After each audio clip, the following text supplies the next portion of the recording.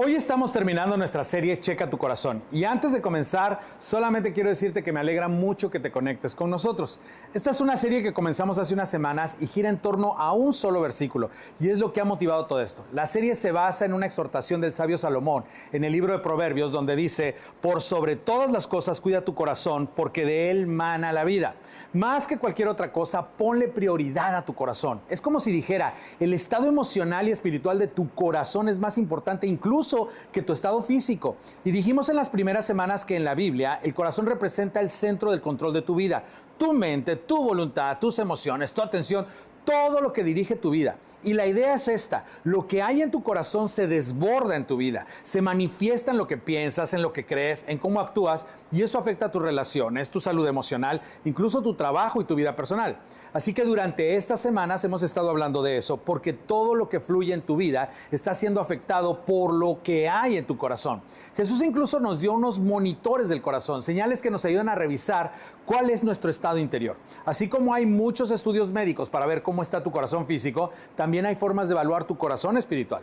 En la primera semana vimos el primero de esos monitores, que es este: porque de lo que abunda en el corazón habla la boca. Y lo que dijimos fue, si pones atención a tus palabras, puedes descubrir lo que está almacenado dentro de ti.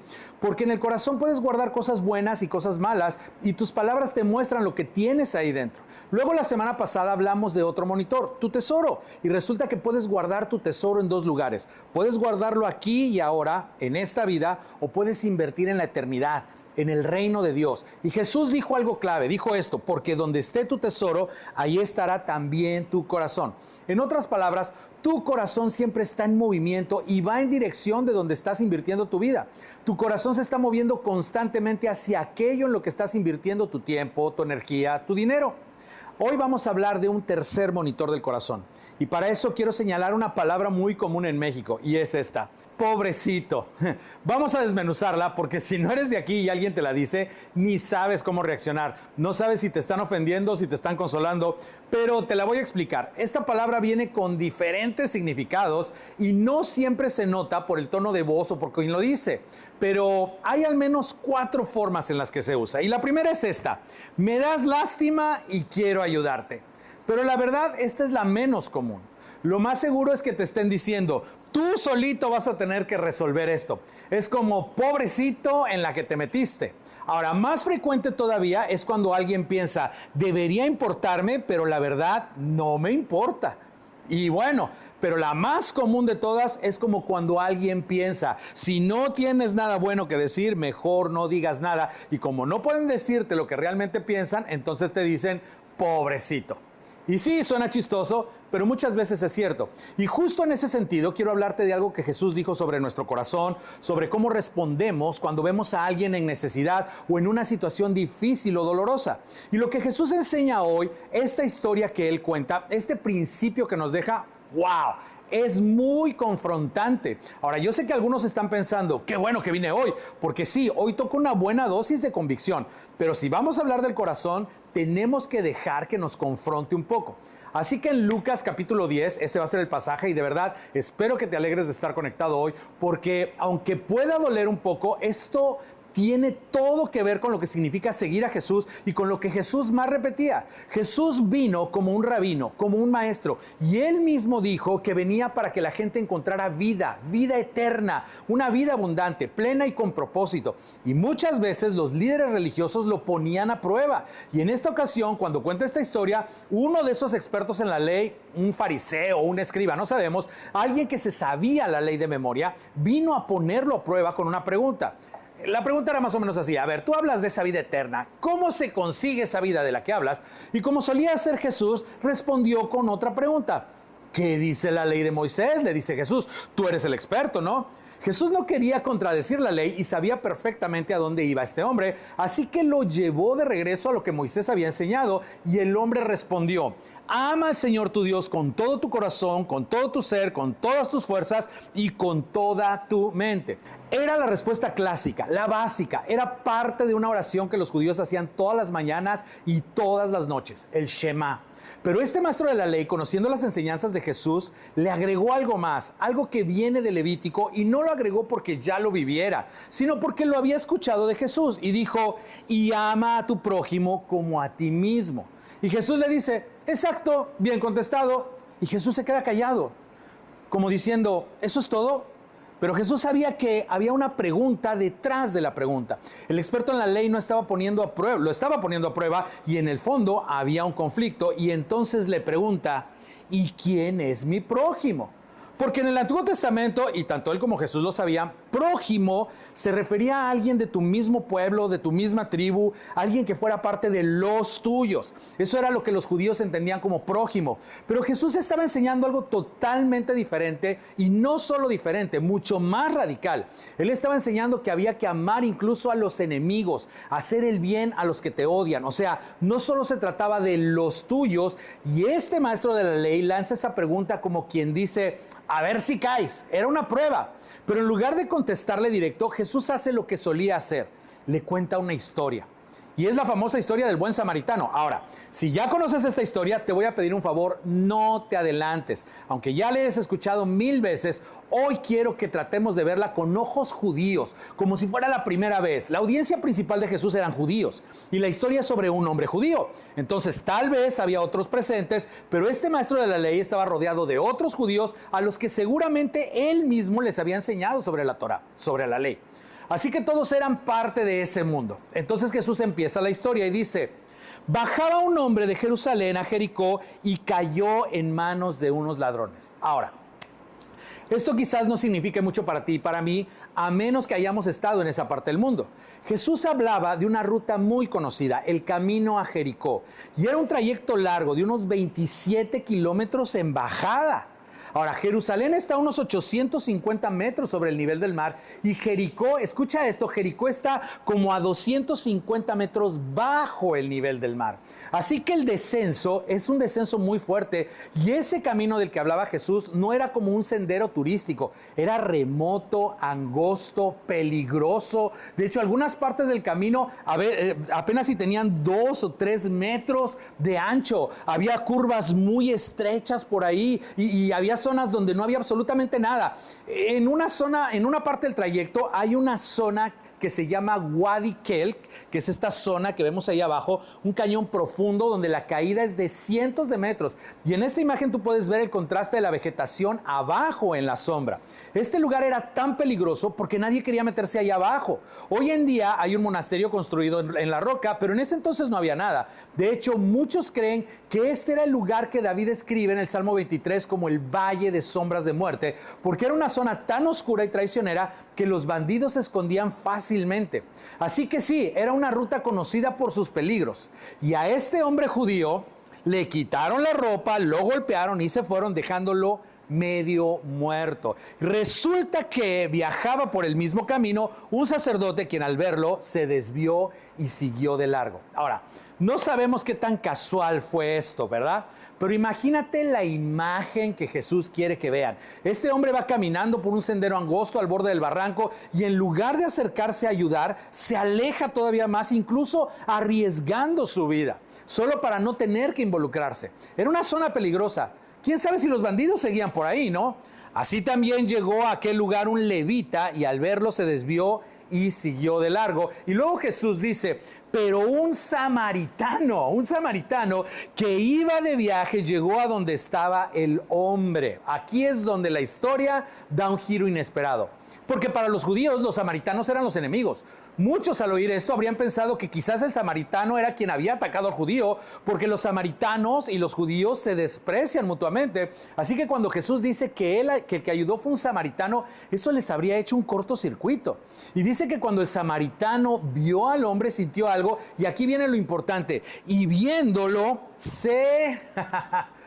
lo que sintió ese samaritano, esa palabra que llena el espacio en blanco, eso fue lo que determinó lo que hizo después. Y lo mismo aplica para nosotros, porque el sacerdote y el levita también vieron y también sintieron algo. Y la cosa es esta, lo que vemos determina lo que sentimos. El sacerdote y el levita vieron al hombre herido y sintieron algo. No sabemos exactamente qué, pero el punto de Jesús es que lo que sentimos viene de lo que vemos. Y claro, su audiencia, los judíos que lo escuchaban, tenían 1000 objeciones en la cabeza. El maestro de la ley, si Jesús le hubiera dejado hablar, habría dado muchas razones por las cuales el sacerdote y el levita actuaron así, porque ellos eran como tú y como yo. Pero el punto de Jesús es que cuando ves a alguien en necesidad, puedes ser como el sacerdote, el levita o el samaritano. Y quizás como el sacerdote simplemente te sientes incómodo. Y es normal sentirte incómodo en una situación así. Uno, porque era una zona peligrosa, no sabía si los bandidos seguían cerca. Y además, como habría dicho el experto en la ley, en Levíticos 21 se les pedía a los sacerdotes que no se contaminaran, y tocar a alguien herido, medio muerto o a un samaritano era quedar impuro, lo cual lo descalificaba para ejercer en el templo. Así que sí, era incómodo, pero también era inconveniente. El sacerdote y el levita seguramente iban en camino a algo importante, no era que fueran flojos, probablemente iban a cumplir con algún deber religioso, algo bueno, pero no tenían tiempo para detenerse aquí, y la verdad tampoco estaban preparados. Este hombre necesitaba ayuda médica, profesional, y ellos no eran médicos, ellos eran líderes religiosos. ¿Qué podían hacer? No era su tarea. Y mira, todo eso es válido, son razones válidas, pero aquí viene lo más importante que lo que vieron y sintieron fue lo que no vieron. ¿Y sabes qué no vieron? No se vieron a sí mismos. Y recuerda, todo esto es en respuesta a una pregunta clave que le hicieron a Jesús. ¿Cómo puedo experimentar esa clase de vida eterna? ¿Cómo puedo seguirte, Jesús, para vivir la vida que tú quieres que tenga? Y el experto en la ley había dicho, ama al Señor tu Dios con todo tu corazón, tu alma, tu fuerza y tu mente, y hazlo amando a tu prójimo como a ti mismo. Resulta que esa es la clave. Y la pregunta que lo cambia todo, lo que ves, lo que sientes y cómo actúas, es esta. ¿Y si esa persona fuera yo? ¿Y si el que está tirado al lado del camino fuera yo? Esa pregunta transforma por completo lo que haces, no solo lo que sientes, no solo lo que ves, sino también lo que decides hacer. El samaritano se vio a sí mismo en esa situación. Pero un samaritano que iba de viaje llegó a donde estaba el hombre y viéndolo se compadeció de él. Pensó, ¿y si yo fuera el que está ahí tirado? ¿No me gustaría que alguien hiciera algo por mí? Sabes, la compasión te mueve, te impulsa a actuar. Y aunque el herido era judío y aunque no tenía nada en común con él, lo vio y pensó, ese podría ser yo. Y si fuera yo, ¿qué me gustaría que alguien hiciera por mí? Entonces se acercó, le curó las heridas con vino y aceite y se las vendó, y luego lo montó sobre su propia cabalgadura y lo llevó a un alojamiento y lo cuidó. Ahora, para los judíos que estaban escuchando a Jesús, esto era impensable, totalmente. Ninguno de ellos hubiera hecho eso por un samaritano, y mucho menos habrían imaginado que un samaritano hiciera eso por un judío. Jesús continúa. Al día siguiente, y aquí seguro todos pensaron, ¿cómo que al día siguiente? O sea, ¿se quedó con él toda la noche? Pero Jesús dice, al día siguiente sacó 2 monedas de plata y se las dio al dueño del alojamiento. Cuídemelo, le dijo, y lo que gaste usted de más se lo pagaré cuando yo vuelva. Ahora, los estudiosos dicen que con ese dinero se podría cubrir hasta 2 meses de hospedaje. Y aquí hay algo que me encanta. El samaritano no resolvió todo el problema, no hizo todo, pero hizo lo que pudo con lo que tenía. Tuvo compasión, hizo lo que le hubiera gustado que alguien hiciera por él. Y eso es justo lo que Jesús está haciendo en esta historia. Está redefiniendo la palabra prójimo. Ya no se trata solamente de lo físico o lo cultural. Ya no puedes limitar el amor al que vive a tu lado, al que se parece a ti, al que habla como tú, al que piensa como tú o al que vota como tú. Prójimo es cualquiera que esté en necesidad cerca de ti. Y Jesús cierra la historia con una pregunta perfectamente calculada. Le dice al experto en la ley frente a todos: ¿cuál de estos 3 piensas que demostró ser el prójimo del que cayó en manos de los ladrones? Jesús va más allá haciendo la pregunta detrás de la pregunta. ¿Cuál de ellos amó a Dios con todo su corazón, alma, mente y fuerzas, amando a su prójimo como a sí mismo? Y la respuesta no fueron los religiosos, no fue el sacerdote, no fue el levita, no fueron los que conocían la Torá de memoria, los que sabían los versículos y cumplían los rituales. No, fue el samaritano. Y aunque parecía una pregunta retórica, el experto respondió, el que se compadeció de él, contestó el experto de la ley. Y me encanta que Jesús incluyera esto, porque el hombre, te das cuenta, ni siquiera pudo decir el samaritano. No podía pronunciarlo, su corazón no se lo permitía. Pero Jesús le dijo esto: anda entonces y haz tú lo mismo, concluyó Jesús. Jesús Corta con todas las excusas, levanta la cortina y deja ver lo que realmente importa. Tu amor por Dios se revela en tu amor por los demás. Amar a alguien es interesarte por lo que esa persona valora, por la gente que le importa, por lo que le duele. Eso es amar. Y esto lo has oído antes. David fue llamado un hombre conforme al corazón de Dios, pero ¿qué significa tener un corazón conforme al de Dios? ¿Qué significa amar a Dios con todo tu ser? Eso era justo la pregunta del maestro de la ley. Jesús responde con claridad: si quieres que tu corazón lata o palpite como el de Dios, ama lo que Dios ama. Y la verdad es esta: Dios ama a las personas necesitadas que están cerca de ti y Él las llama tu prójimo. Si quieres tener un corazón para Dios, tienes que amar a tu prójimo como a ti mismo. Dios mide tu amor por Él, por la forma en que amas a quienes te rodean y están en necesidad. El samaritano vio la necesidad y la reconoció. Y no solamente eso, supo lo que le iba a costar y decidió pagar el precio. Y además no se convenció de que no era su problema. Así que te pregunto a ti, ¿a quién viste tú mientras hablábamos? ¿Quién vino a tu mente? Tal vez fue alguien en necesidad física o emocional, o quizás sí, alguien detenido en el camino, pero también hay quienes están atrapados en matrimonios rotos, crisis financieras, adicciones, gente que necesita apoyo, ánimo, un gesto de aprobación. Y no solamente eso, también hay necesidades espirituales a tu alrededor, en tu oficina, en tu colonia, en tus equipos deportivos de tus hijos, en tu círculo social, gente que está buscando, aunque no lo digan, el tipo de vida que Jesús promete y que tú sabes que solamente en Él lo pueden encontrar, pero están lejos de Dios.